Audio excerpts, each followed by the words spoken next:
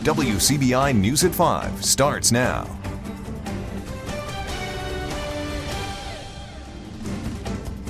Good evening. Thank you for joining us. About 24 hours after a Gordo man was shot, investigators now confirming the gunfire was an officer-involved shooting. District Attorney Andy Hamlin confirms 62-year-old Wallace Wilder died after being shot at his Grandview Gardens apartment complex. Hamlin says the investigation has been turned over to the Alabama State Bureau of Investigation. He did not release any details about the shooting. Wilder's family and law enforcement sources tell WCBI the Gordo man had a knife when Pickens County deputies came to his apartment. Wilder was known to have some mental problems, and that's believed to be the reason law enforcement was there. Our sources also say Pickens County Sheriff Todd Hall was involved in the shooting. SBI has not responded to our questions about that shooting. A Louisville man remains jailed after being captured in Beaumont, Texas with a trunk full of drugs. 31-year-old Jamario Holmes is charged with possession of marijuana, possession of a controlled substance, along with a gun charge. Holmes was stopped on Interstate 10 in the Beaumont by the Beaumont Interdiction Squad. Officers say they could smell marijuana as soon as they approached his car. That's likely because Beaumont police say they found 172 pounds of marijuana in the car, along with 2 kilos of cocaine. The process of a possible 7th trial for Curtis Flowers is now underway. The Mississippi Supreme Court today accepted the U.S. Supreme Court's decision to reverse his capital murder conviction. Flowers is charged with the 1996 murders of 4 people at a Winona furniture store. He has been tried on the charges 6 times, with each conviction being reversed for various reasons. Today's ruling means the case will officially be returned to the Montgomery County Circuit Court and District Attorney Doug Evans. That will happen September 19th if there are no appeals of the case. A Smithville man pleads guilty to a child sex crime. Kevin Lee Kilgo was charged with exploitation of a child in Lowndes County. He will serve 5 years in prison, pay a $2,500 fine, and then register as a sex offender. Prosecutors say the alleged incident happened in September of 2018. Investigators tell WCBI Kilgo was chatting online with the juvenile victim and started asking for sexually explicit pictures.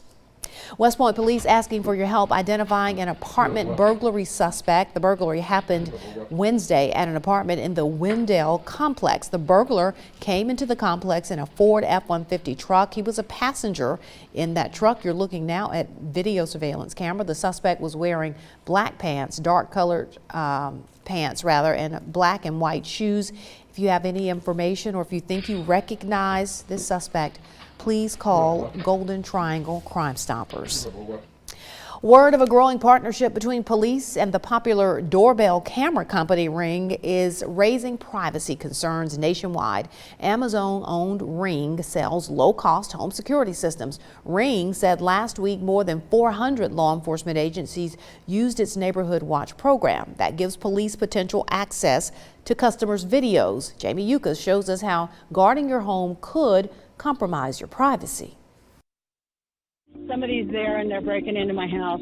Ring's home surveillance cameras have captured crooks in the act. Hey man, don't do it. Everything from home break-ins to stolen packages. You can stay informed with alerts from your community. Ring also offers the Neighbors app, which lets customers know when and where a crime happens in their area. It works in conjunction with the so-called Neighbors portal, now used by some 400 law enforcement agencies, to request customer video that might help their investigations. Ring CEO Jamie Siminoff. My goal would be to have every law enforcement agency on the police portal. It helps all communities come together to make things safer. We're going to see a growing sense of people sort of becoming kind of informants on our neighbors and our neighborhoods. Andrew Ferguson is author of The Rise of Big Data Policing. There's obviously going to be potential problems with who gets targeted in those neighborhood apps, and that can be very troubling because what can happen, of course, is that there could be a police response, and that could impact someone's liberty, someone's lives. Ring says its customers have complete control over their videos and can choose to give consent to a law enforcement request for access. The Ring customer will see a request come up. They can either accept the request or they can opt out of that request and all future requests, and the police will never see if they have done that. But privacy advocates worry that customers might not always have the final say. Yes, we have a choice sometimes, but it's very easy for police to get a search warrant for that same footage if they believe a crime has occurred. I can tell you we'll always follow the laws, but we will always fight for our customers' rights, their control, and their privacy. You know we got security cameras on this house. Jamie Yukas, Los Angeles.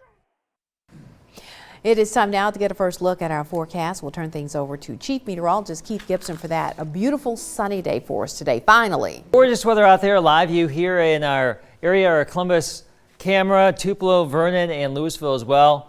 No clouds out there either today. Sunny and warm, upper 80s in most spots. If not that warm, definitely mid 80s across our region. And there's the radar and satellite perspective across the deep south. No clouds whatsoever. So upper 70s to around 80, sunny at 7 o'clock, low 70s by 9, 60s by 11, and lows tonight probably around 60. Some of us will actually get into the upper 50s. And for you Friday, a big getaway Friday before the holiday weekend.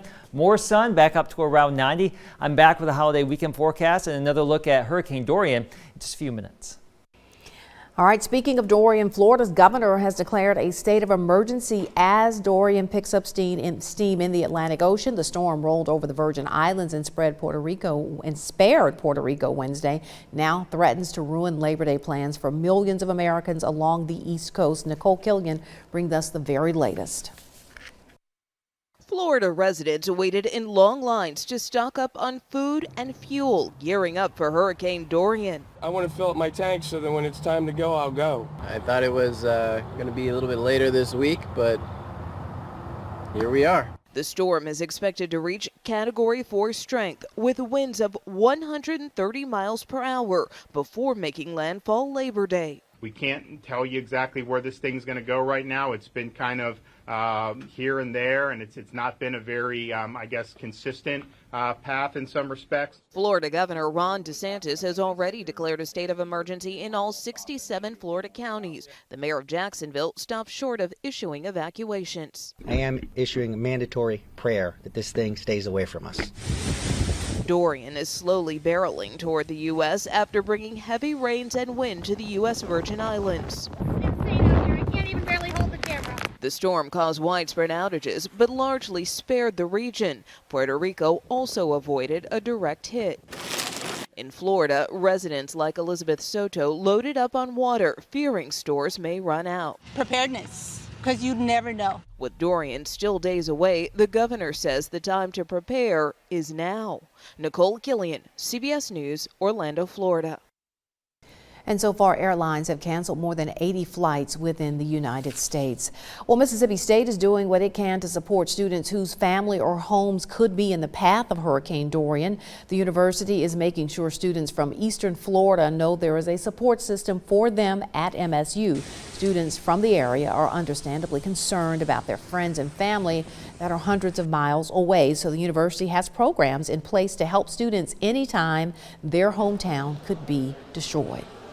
Anytime we have a natural disaster that's pending, we reach out to our students who are from the affected area. We offer them general support. And we will have more about those resources available to MSU students coming up on WCBI News at 9 and 10. The city of Columbus could soon have a new venue spot on the water. The old restaurant known as Woody's on the water is reportedly being sold to the city for little to no cost. Records from the Lowndes County Tax Assessor's Office show the land that the building is on is owned by the U.S. government. The building is owned individually and the space is leased from the government. Our sources say the city officials have toured the building within the past week. The deal is not official yet, but is expected to be finished in just a matter of weeks. A new state-of-the-art justice complex in Clay County is now open for business. The county held a ribbon cutting for the 27,000 square foot building today. The new justice complex is the old Kroger building and will have 3 courtrooms. One of the courtrooms can seat 115 people. The justice court will be able to seat 150. County leaders say the new facility is equipped to allow more high-tech presentations during evidence presentations. We had issues during court, limited space to park. We have more space for judges to have more court. This is a state-of-the-art facility. We had some upgrades with technology, and it's just a win-win for this city and this county. And the building space also has offices, meeting space, and secure holding rooms. Students at the University of Mississippi are using a newly renovated and expanded student union. A 4-year, $60 million expansion and renovation for the Ole Miss Student Union is complete. A ribbon cutting ceremony today on the steps of the new union. The project added 80,000 square feet onto the Center of Campus Life, which opened in 1977. The expanded portion of the building includes enhanced dining spaces, 5 nationally known food vendors, kitchens, and a ballroom. The most important thing for us to push is that this is more than just a place to grab something to eat or a place to pick up your books. We want our students to get engaged here. We want them to have fun here and meet new people and really enjoy their experience at Ole Miss. The project was paid for through donations, state funds, and a $50 capital improvement fee that students agreed to pay each semester. Meanwhile, motorists trying to find a parking space in downtown Oxford will soon have many more options. A $12 million 4-story parking garage is nearing completion near the square in Oxford. Construction on the parking garage began more than a year ago. It should be finished up sometime next month. Officials planned the garage to help ease congestion and add some needed parking spaces for visitors to the downtown Oxford area. Revenue from the garage will be used to help pay for its construction and operating expenses. The United Way of Lowndes and Wcbi counties kicking off 2020 campaign. Dozens of agencies were at the events off 5th this morning, talking with those interested in donating to the United Way. The organization is an international group that helps out nonprofits and those in our communities. Executive Director Renee Sanders says it's crucial that people in the community get involved. United Way is not federally funded. All right, and these agencies are not federally funded agencies. They depend on the community to support us. And without the support of the community, then we can't effectively help the members of the community. The United Way is off to a good start in its 2020 campaign. International Paper donated $10,000. AAA says red light running crashes are on the rise, often with deadly results. I'm Chris Martinez with what experts believe is behind the increase.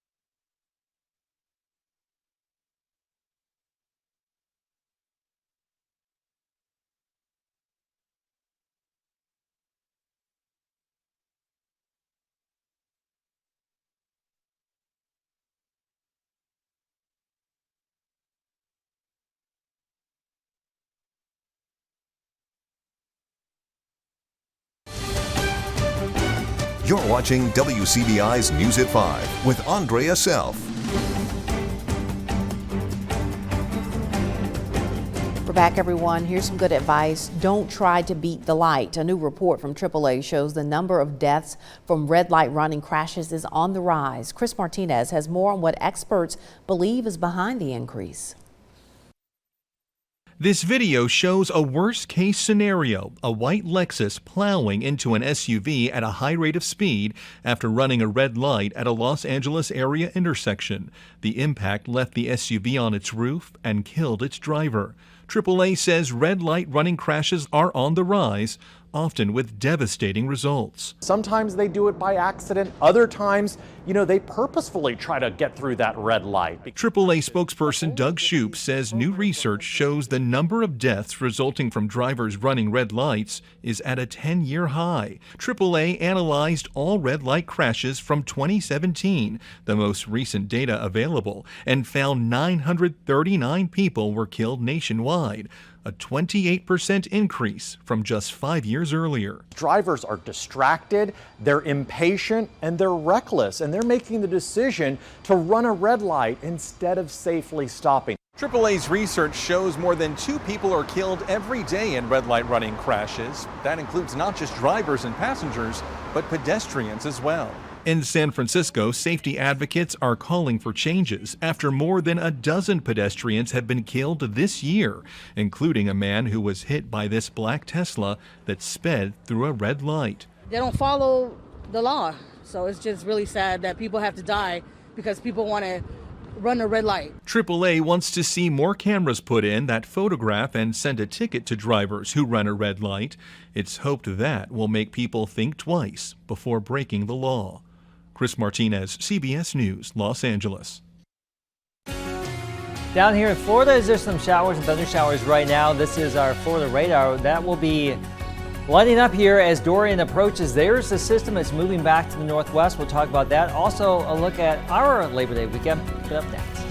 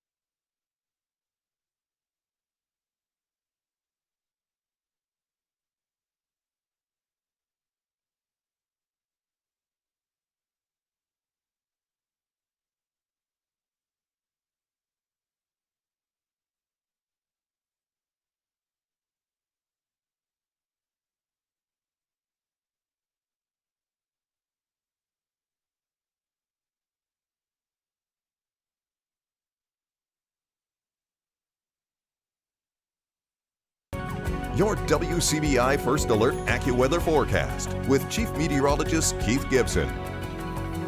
A Chamber of Commerce day around here. Gorgeous sunshine, not even a cloud in the sky. We've got temperatures in the mid to upper 80s, so below the average. Humidity is very, very low. And things will be looking pretty nice for the holiday weekend. Come on, graphic, go back. All right, let's talk about your Labor Day weekend. We don't want to forget about the Labor Day weekend, do we? No, we want to enjoy the weather that's coming our way.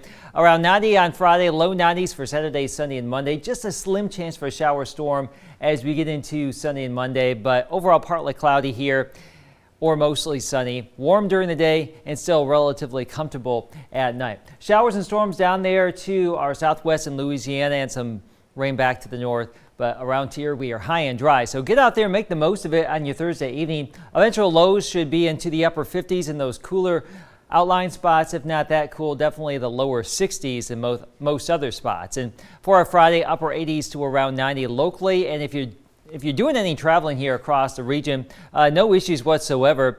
Widespread sunshine, widespread low to mid 90s. So sunglasses, hats, sunscreen, what you need here as you get ready for the Labor Day weekend. Friday football, low 80s at 7 o'clock tomorrow. We are sunny, basically clear all evening long with temperatures falling into the 70s. And for our college games on Saturday, no impacts whatsoever.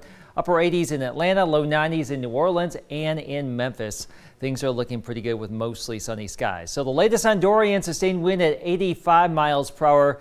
A Category 1 hurricane. It's expected to strengthen as it moves back to the northwest, maybe to a Cat 3 or Cat 4 as it approaches Florida sometime probably Monday now. It's really going to slow down, I think, as it begins to shift back to the west, but the warm water out ahead of it will allow for strengthening. There's a big area of high pressure to the northeast of Dorian that will push the system back to the west. Now, yesterday we were thinking it would have a chance to slip west of Florida into the Gulf. It doesn't look like that will likely be the case. It's probably going to get into Florida or get right along the coast and then take a hard right turn back to the north. So at this point, we don't really envision any problems from Dorian. If anything, on the backside of it next week, more sun and even hotter temperatures with highs in the low to mid 90s. Andrea?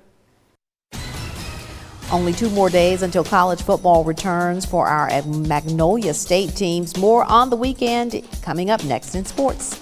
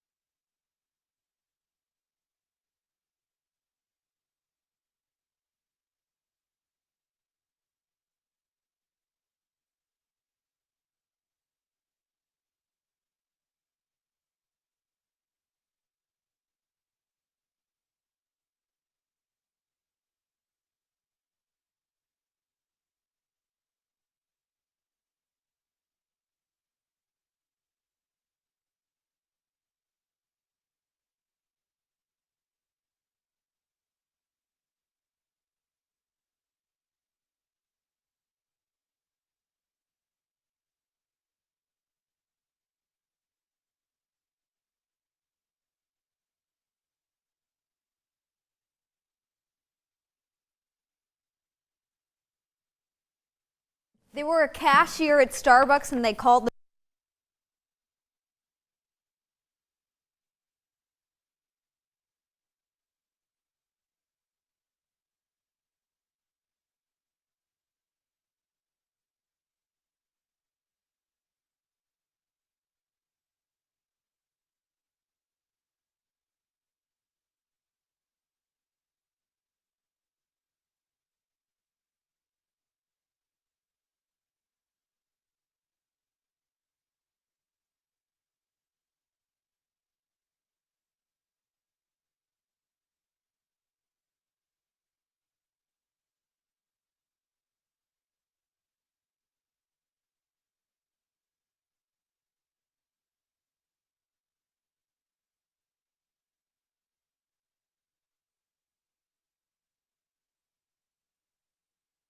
Your WCBI Sports with Courtney Robb.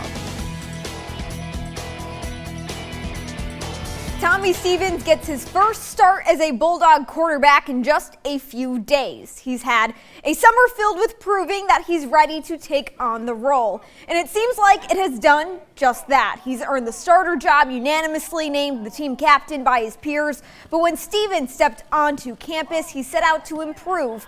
Going into game number 1, he feels like he has done just that. I wanted to be as efficient as I possibly could, as far as not necessarily completion percentages, but things kind of like I was saying just a minute ago about getting the protection set the right way and not missing many of of those things, and just little details. I wanted to be very detail oriented, and so kind of like I said in the very beginning, I thought that it was my best overall camp, not just because my completion percentage was what I think was probably close to at its best that it's ever been as far as a training camp perspective, but some of those little things like sliding the protection the right way and knowing when the defense is doing a certain thing, I think is probably maybe what I'm most proud of. Ole Miss renews its rivalry against Memphis this weekend to kick off the season. Game 1, always a good opportunity to knock the rust off and compete against someone other than themselves for the first time in about 8 months. Head coach Matt Luke says the Rebs have tried to prepare for every situation, but he's looking forward to seeing what his team can do come kickoff. Well, ready or not, right? I mean, it's game 1, and just excited about getting started. I think you always, as a coach, you try to go over every situation, third down, red zone today, and special teams, and cover every situation. But you find out a lot about your team when the ball is kicked off, and we'll be no different. It's new blood. We've been practicing against each other since January. Haven't been in a game since November, and we're hungry. This game's going to set the tone, so I feel like we're going to be ready. That's it for sports. Your last look is after the break.